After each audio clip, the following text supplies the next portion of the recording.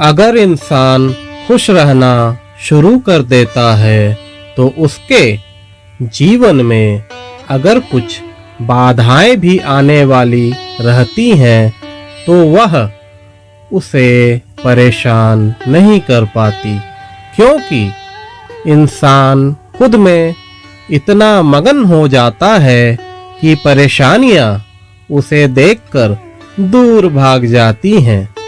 परेशानियां या बाधाएं उसे ही इतना सता पाती है जो कि खुश रहना नहीं जानता।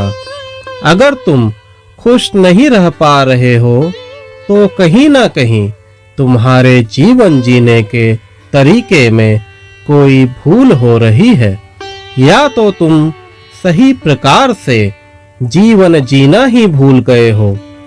मेरे बच्चे, मुझे पता है कि तुम क्या मुझसे पूछना चाह रहे हो या मुझे तुम कुछ बोलना चाह रहे हो, जो कि तुम मुझे हमेशा बोलते हो।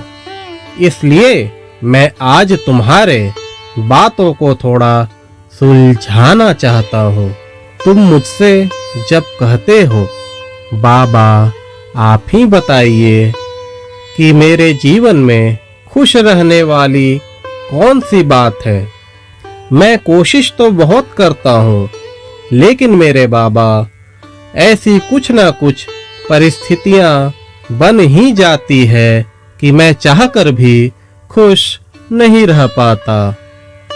अब आप ही मुझे संकेत देकर बताइए कि मैं खुश कैसे रहूं। मेरे बच्चे, मैं तुम्हारी वह सारी बातें सुनता हूँ और तुम्हारी बातों पर मुस्कुराता भी हूँ। इसलिए मैंने सोचा कि आज मैं तुमसे बात कर ही लूं और तुम्हें खुश रहने की कला बता सकूं। बच्चे, खुश खुद को रखना पड़ता है। यह मानव जन्म ऐसा ही है कि तुम्हें बाधाएं आएंगी, परेशानियां भी आएंगी, लेकिन तुम क्यों अपना जीवन जीना भूल जा रहे हो? अच्छा, मुझे तुम यह बताओ कि तुम तो अभी परेशान रह रहे हो, मेरे सामने भी आते हो तब थोड़ी देर के लिए तुम्हारे चेहरे पर मुस्कान आती है, फिर दिन भर चेहरे पर चिंताएं बनी रहती हैं। इससे तुम्हें क्या मिलता है?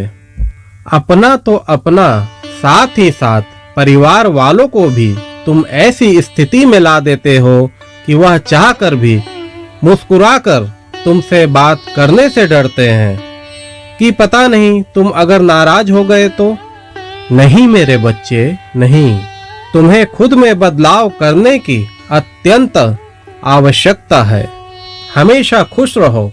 अगर चिंता करते रहोगे, बाधाओं के विषय में सोचते रहोगे तो खुश कैसे रह पाओगे?